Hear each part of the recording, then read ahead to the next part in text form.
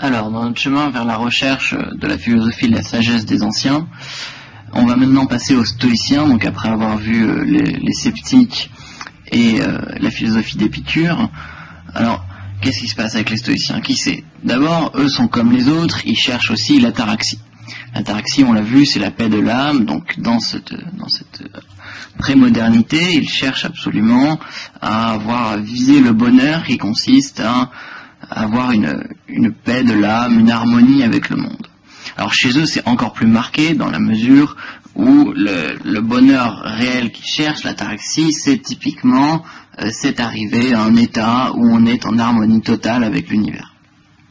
Parce qu'avant, on a bien vu avec les sceptiques, l'ataraxie était atteinte lors de la suspension du jugement et avec Épicure par les plaisirs, les bons plaisirs. Non, chez les stoïciens, le but ultime, c'est vivre en totale harmonie avec l'univers. Donc comment ça marche? Comment ça va se passer?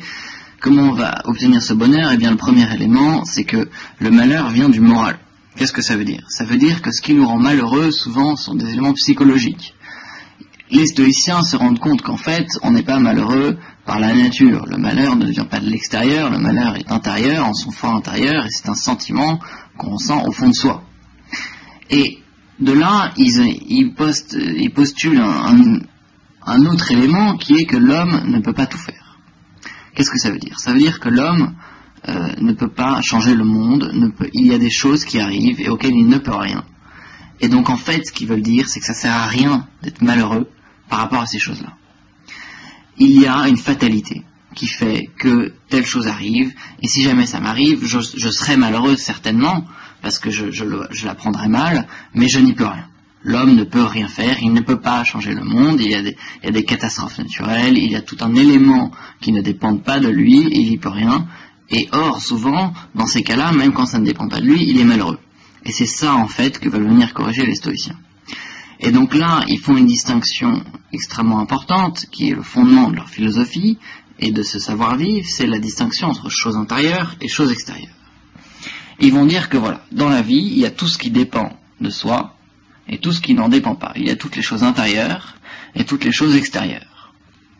Et ainsi, pour être heureux, en fait, il faut accepter toutes les choses extérieures telles qu'elles sont. Il faut accepter l'univers tel qu'il est. Et il faut accepter sa place que nous, on a, chacun dans cet univers, et ne pas la remettre en question. Il faut en quelque sorte se résigner, se soumettre à l'ordre naturel de l'univers. Donc on est vraiment dans la prémodernité avec la cosmogonie, comme on l'expliquait avant. Il faut se soumettre à l'ordre naturel de l'univers, ne pas le remettre en question, ne pas chercher à changer, accepter tout ce qui nous arrive dessus, toutes les choses extérieures comme données, et arrêter de vouloir se battre contre des choses qu'on ne peut pas changer. Donc il faut accepter l'univers, et ainsi, là on a une citation qui explique complètement cet état d'esprit, c'est que ce dont se rendent compte les stoïciens, c'est cela, ce ne sont pas les événements qui attristent les hommes, mais les jugements qu'ils portent sur eux. C'est Épictète qui dit ça. Qu'est-ce qu'il veut dire? Il veut dire que quand un événement horrible me tombe dessus, c'est pas cet événement en lui-même, la chose extérieure qui me rend triste. C'est parce que c'est moi qui juge que cet événement-là est triste. C'est extrêmement différent. Par exemple, j'ai un ami, un très très bon ami, qui est malade et qui en meurt. Bon, cette maladie est une chose complètement extérieure à laquelle je ne peux rien, et sa mort est une chose complètement extérieure à laquelle je ne peux rien. Et donc en fait, ce n'est pas sa mort qui me rend malheureux, c'est le fait que je juge que ce soit triste, et donc qui me rend malheureux. Donc pour Épictète, en fait, ce qu'il faut faire, c'est que tant que le malade n'est pas mort, il faut tout faire pour le sauver. Pourquoi? Parce que ça dépend de soi.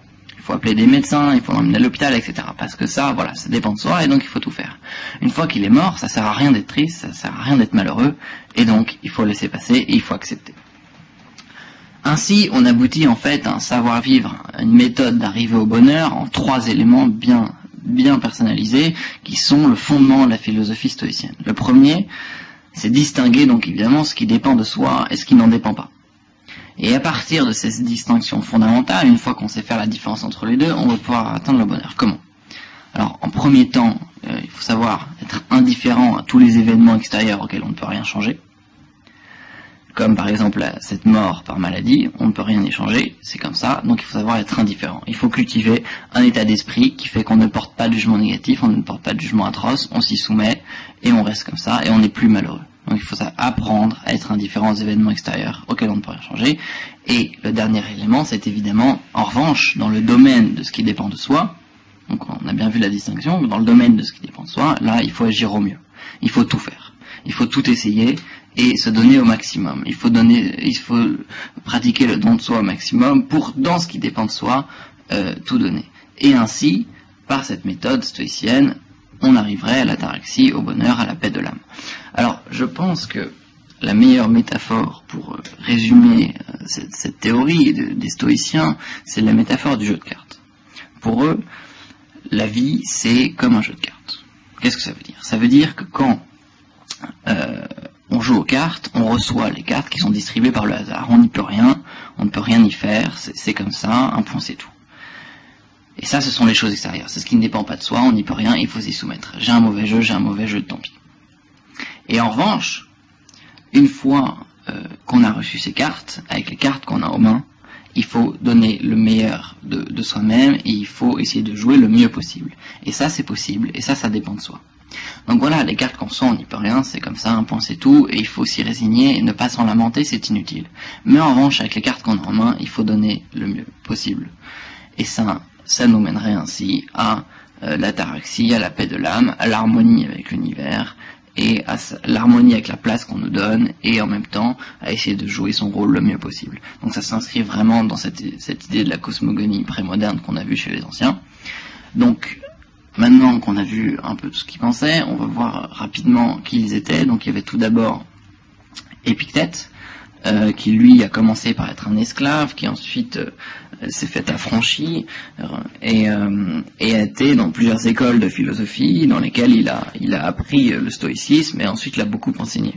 Donc il a écrit tout ça, il a transcrit tout ça dans son livre qui s'appelle le Manuel. Donc on parle souvent du Manuel d'Épictète.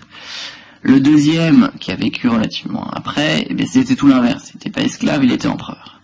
Mais lui aussi, il était empereur malgré lui, c'est-à-dire qu'il aurait préféré que ce soit son frère. Malheureusement, c'est lui qui est devenu empereur, et donc, étant empereur, lui, il aurait voulu se consacrer uniquement à la philosophie.